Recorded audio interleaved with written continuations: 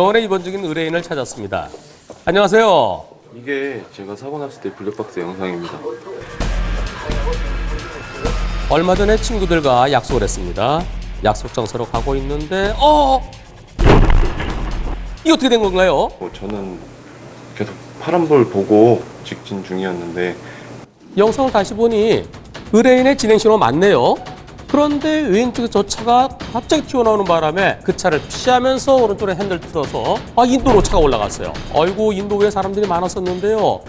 차가 이제 그 나무 쪽으로 가서 그 앞에 있는 화단을 받는 바람에 그 화단이 날아가서 이제 앞에 계신 두 분만 좀 다치시고 뒤에 계신 분들은 괜찮으시더라고요. 정말 큰 사고로 이어질 뻔했는데요. 다행히 그 나무 앞에 이 콘크리트 화분, 이 커다란 화분을 먼저 들이받고 올라가는 바람에 그나마 사고가 그렇게 크지는 않았습니다.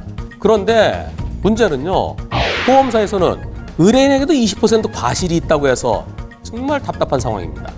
저희 쪽 보험사에다가는 이제 저는 무과실 주장 좀 해달라고 부탁을 좀 드린 상태고요. 근데 저희 쪽 보험사에서는 힘들 것 같다, 법정 공방 가도 제가 좀 불리하다, 이렇게 얘기를 하더라고요. 보험사에서는 차박기가 부르던 중이었다, 따라서 백병은 아니다.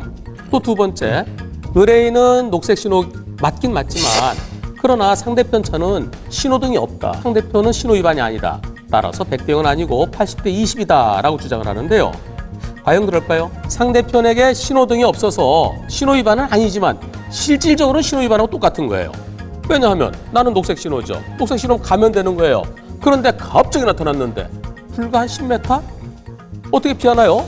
못 피하죠. 예. 차량이 빨간불일 때, 그때는 고압 횡단보도가 녹색 보행자 신호가 들어오겠죠. 그때 보행자들 건널 때 그때 차가 이쪽 이면도로에서 저쪽 이면도로로 건너갈 수 있는 곳입니다. 즉 보행자랑 같이 움직이라는 거죠.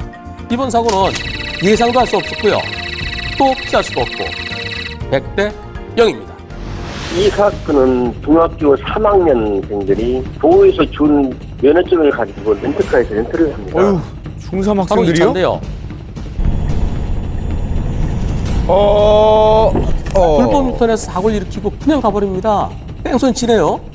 이 차 도망가봤자 얼마나 가겠습니까? 대낮인데 결국 붙잡혔죠. 자, 다른 사람이 운전면허증을 사용했으니까 공문서 부정사용죄, 그리고 다른 사람 이름으로 계약서 썼으니까 사문서 위조, 그리고 동행사, 또 무면 운전했죠. 사고 내고 그냥 도망갔으니까 뺑소니죠.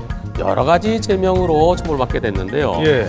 이번 사고에 있어서 이 학생들에게 모든 책임이 있을까요? 이와 관련된 화재 판결입니다.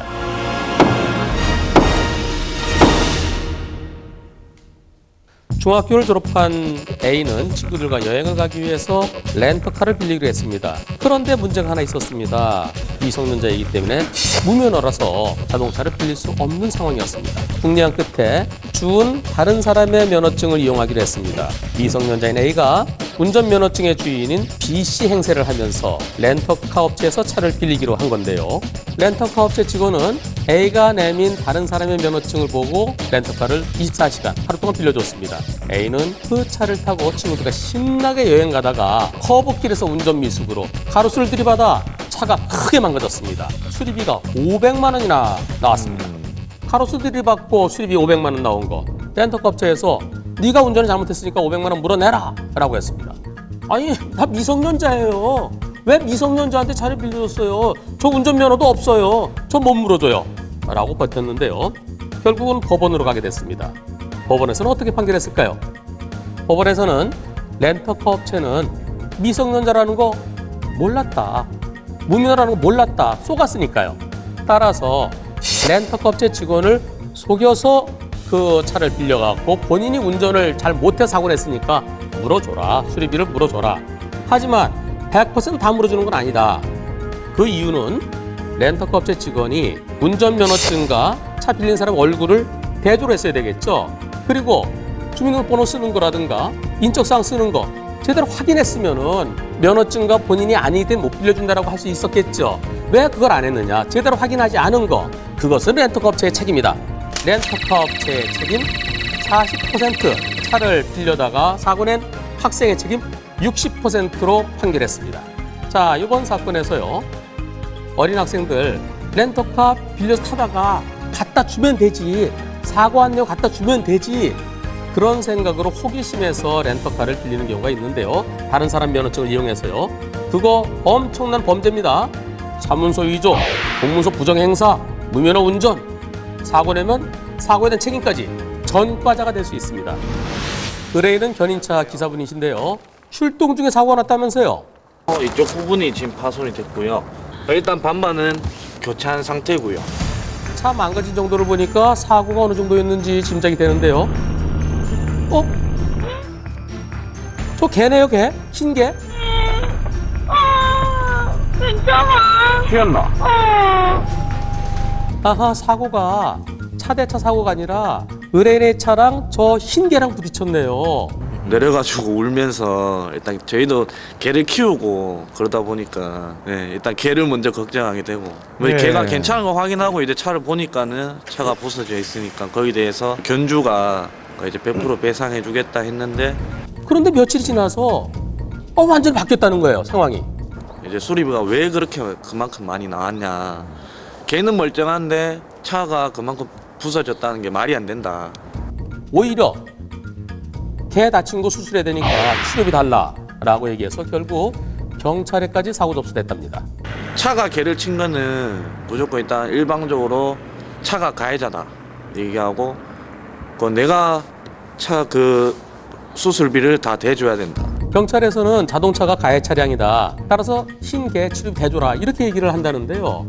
강아지가 아니고 개가 아니고 사람이었다면 어떻게 됐을까요? 사람이었다면 자동차에게 일부 잘못이 있으면 치료비는 다 대줘라라고 돼 있죠. 그것은 사람일 때입니다.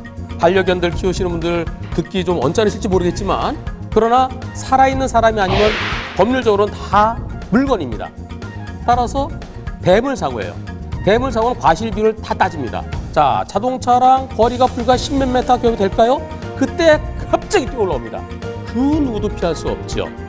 따라서 이번 사고는 100대 0입니다. 오히려 차가 망가졌죠. 차 이렇게 많이 망가졌어요. 그 주인이 개를 관리를 잘못해서 일어난 사고죠. 따라서 개 주인이 100% 손해배상 해줘야 됩니다. 항상 외출하실 때는 꼭 목줄을 하셔서 나의 반려견, 나의 애완동물의 안전은 내 스스로 지키는 그런 습관이 반드시 필요합니다. 갑작스러운 교통사고로 과실 비율이 궁금하십니까? 저희 몇 대 몇에 제보해 주십시오. 속 시원하게 풀어드리겠습니다.